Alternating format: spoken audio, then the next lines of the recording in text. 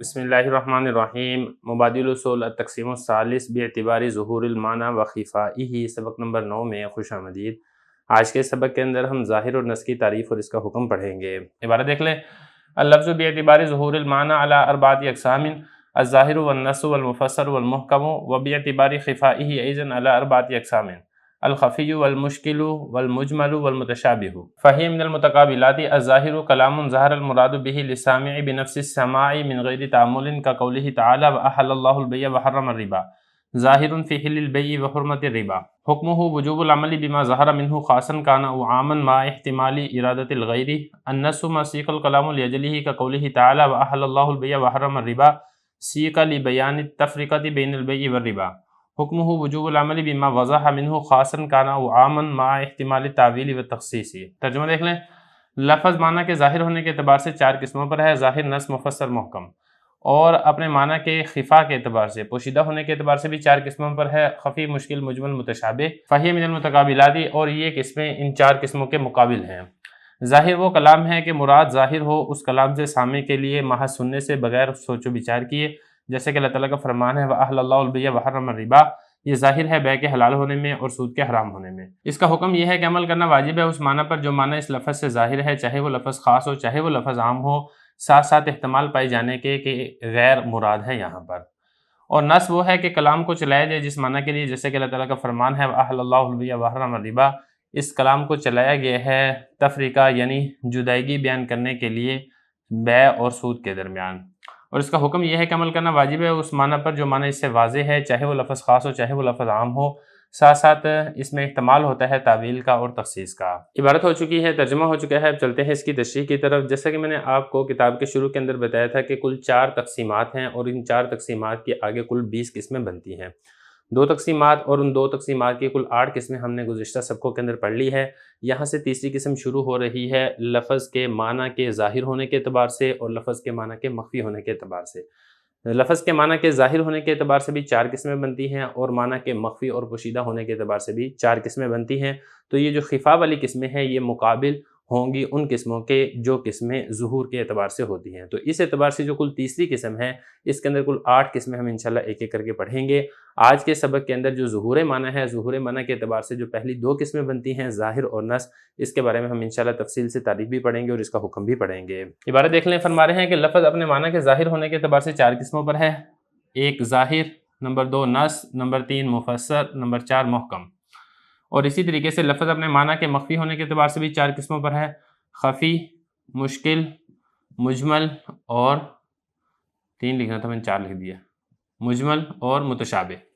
یہ 4 قسمیں ہیں لفظ کے خفا کے اعتبار سے، فہی من المتقابلات، اور یہ جو 4 قسمیں ہیں یہ ان 4 قسموں کے مقابل ہیں جو 4 قسمیں ظہور معنی کے اعتبار سے ہیں۔ جو پہلی قسم ہے اس کو دیکھیں، ظاہر۔ ظاہر کے بارے میں بتا رہے ہیں کہ ظاہر وہ لفظ ہے جس کی مراد لفظ سے ہی سامع کی سمجھ کے اندر آ جائے، سامع کو اس کے اندر غور و فکر کرنے کی ضرورت پیش نہ آئے۔ جیسے کہ اس کی مثال ہے قرآن مجید میں وَأَحَلَّ اللَّهُ الْبَيْعَ وَحَرَّمَ الرِّبَا، جیسے ہی آپ یہ والی آیت پڑھیں گے تو یہ آیت پڑھتے ساتھ ہی جو آپ کا سامع ہے اگر اس کو عربی معلوم ہے تو وہ سنتے ہی سمجھ جائے گا کہ اللہ تعالیٰ نے بیع کو حلال قرار دیا ہے اور سود کو حرام کیا ہے۔ اس کے اندر غور و فکر کرنے کی، اس کے اندر تأمل اور سوچ و بچار کرنے کی ضرورت پیش نہیں آئے گی۔ تو یہ بتا رہے ہیں کہ ظاہر ایسا کلام ہے کہ مراد اس کلام کی ظاہر ہو سامع کے لیے بنفس السماع، محض سننے سے ہی، من غیر تعمل، بغیر تأمل، بغیر سوچ و بچار، بغیر غور و فکر کیے۔ اس میں غور و فکر کرنے کی، سوچ و بچار کرنے کی ضرورت نہیں ہوتی ہے، جیسے کہ اللہ تعالیٰ کا فرمان ہے وَأَحَلَّ اللَّهُ الْبَيْعَ وَحَرَّمَ الرِّبَا۔ اب یہ والی آیت ظاہر ہے بیع کے حلال ہونے میں اور سود کے حرام ہونے میں، سامع کو محض یہ والی آیت سننے سے ہی اس کا مطلب سمجھ میں آ جاتا ہے،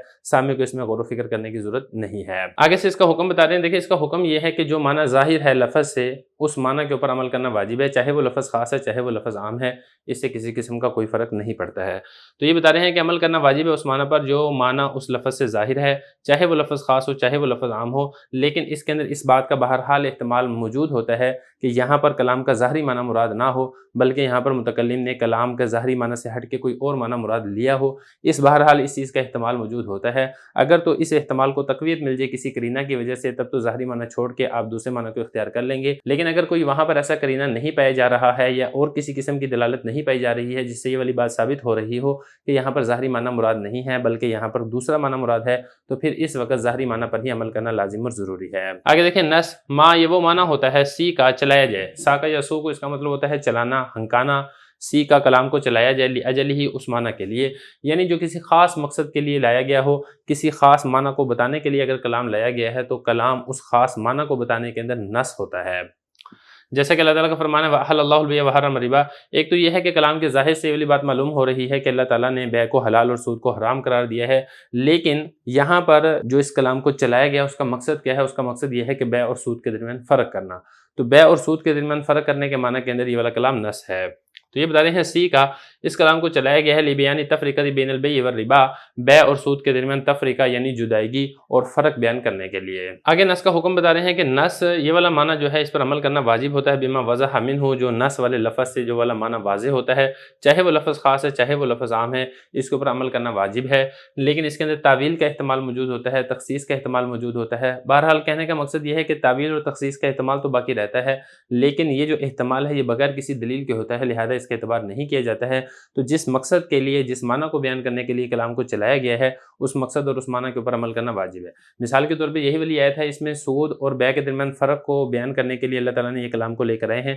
تو سود اور بیع کے درمیان فرق کرنا لازم اور ضروری ہے۔ ایسا آپ نہیں کر سکتے ہیں جس طریقے سے مشرکین مکہ کہا کرتے تھے کہ جو بیع ہے یہ تو سود کی طرح ہے، سود یہ بیع کی طرح ہے، اگر بیع حلال ہے تو سود بھی حلال ہے، اگر سود حلال ہے تو پھر بیع بھی حلال ہے۔ آپ اس طریقے سے نہیں کہہ سکتے ہیں، کیونکہ اللہ رب العزت نے قرآن مجید میں ان دونوں کے درمیان واضح طور پر فرق کر دیا ہے۔